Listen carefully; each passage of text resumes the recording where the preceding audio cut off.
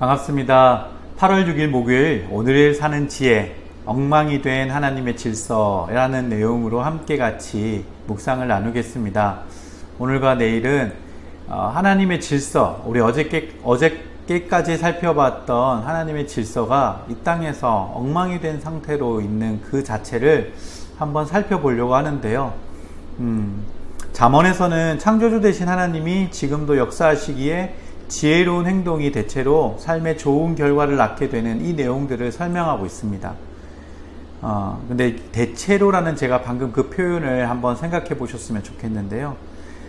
이 땅에서도 예외가 종종 발생하죠. 아니, 종종이 아니라 많이 발생합니다. 열심히 일하는 사람은 가난한데 일하지 않는 사람이 풍족한 경우도 있습니다. 행동과 보상의 관계가 완전히는 아니지만 상당히 교란되어져 있습니다. 왜일까요? 잠언은 하나님의 질서가 교란된 것을 인정하는 정도라면 전도서와 욥기는 이를 탐색하고 탐구하는 책입니다. 잠언은 대체로 경건한 자는 기억되나 악인은 잊혀진다 라고 말합니다. 그런데 오늘 전도서의 본문에 따르면 이 전도서에 대한 이야기를 살펴보겠지만 지혜로운 사람도 명예를 얻지 못하는 어리석은 삶과 같다라고 이야기를 하며 지혜를 배우려면 전도서와 욥기를 함께 살펴볼 것에 대해서 계속해서 우리에게 이런 메시지를 주고 있어서 제가 한번 오늘 내일은 전도서의 내용을 같이 함께 살펴보려고 합니다. 전도서 2장 15절 16절 말씀을 제가 읽어보겠습니다. 그래서 나는 스스로 말하였다. 어리석은 자의 운명을 나도 당할 것인데 내가 지혜롭게 살아도 아무 소용없으니 이것이 역시 허무하다. 지혜로운 자도 어리석은 자처럼 오래 기억되지 못하고 조만간 둘 다 잊혀지고 말 것이다. 어리석은 사람처럼 지혜로운 사람도 역시 죽어야 할 운명일 뿐이다. 이 말씀의 중심은 지혜로운 자가 어리석은 자의 운명을 나도 당할 것이다 라고 말하는 전도자의 이 표현이 마치 허무하게 들리고 뭐야, 똑같은 결론을 이 사람 말하고 있네 라고 우리가 생각할 수 있겠지만 사실은 이 땅에서 타락한 세상 속에서 지혜로운 자로 살아갈 때 당하는 동일한 어리석음에 대한 경고와 마주하게 되는 것들에 대해서 설명하는 것입니다.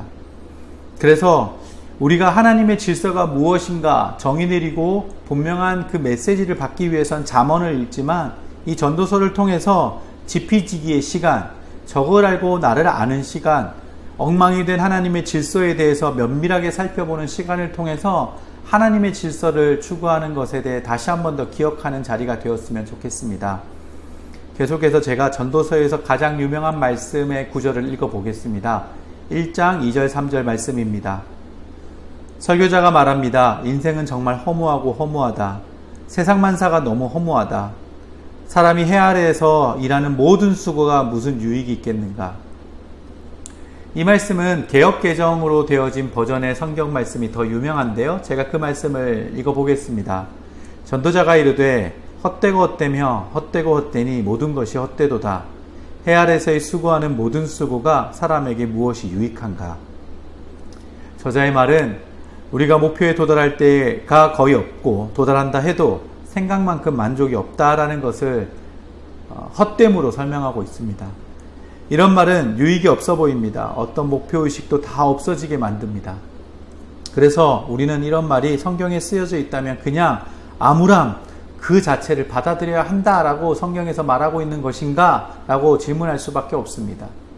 그런데 제한된 이 표현을 우리는 그 다음 구절에서 왜 이 제한된 환경에 대해서 설명하고 있는가에 대해서 발견할 수 있는 한 단어가 있는데요. 3절에서 나오는 해 아래서라는 단어입니다. 이 제한적인 장소적 표현인 해 아래서는 인류의 죄 때문에 세상이 하나님과 분리되어 있음을 설명해 주는 단어입니다. 그래서 세상이 창조 본연의 역할을 못하는 상태라는 것을 설명해 주고 있는 것입니다. 그래서 우리가 인간의 많은 헛됨에 부딪히는 것이죠. 그리고 그 상태에서 하나님을 거부하기까지 하면 삶이 더욱 무의미해질 수 있다라고 우리에게 말해주고 있습니다. 해 아래서의 삶이 전부라면 평생 사람을 도우며 살든 살인을 일삼든 결국 손톱만큼도 달라질 게 없다라고 전도서는 우리에게 말하고 있습니다. 전도서 1장 9절에서는 해 아래에서 해 것이 없다라고 말합니다.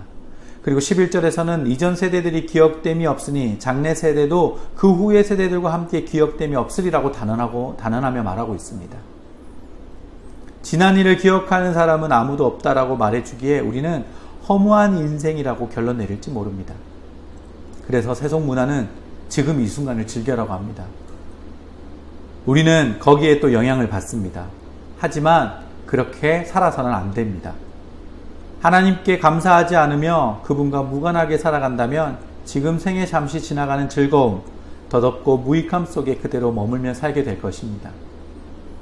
더 이상 헛됨을 경험하고 싶지 않다면 우리는 해 아래서의 상태에서 벗어나야 합니다. 하나님의 주인 되심을 고백하고 내 인생의 모든 영역에서 하나님 아래서의 상태로 나아가야 될 것입니다. 오늘 묵상을 정리해 보겠습니다. 세상에서 살아가는 우리가 실패를 경험하더라도 그것이 하나님의 책임이 아닌 엉망이 된 하나님의 질서 속에서 온 결과임을 기억합시다. 세상에 허무함과 유익함이 없음이 영원하지 않습니다. 해 아래서의 상태에서 주어지는 결과입니다. 하나님 아래서의 삶을 살기 위해 노력합시다. 함께 기도하겠습니다.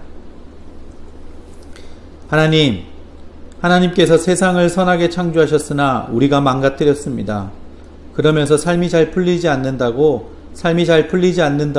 하나님을 탓하며 탓했던 그 저희를 용서하여 주시옵소서.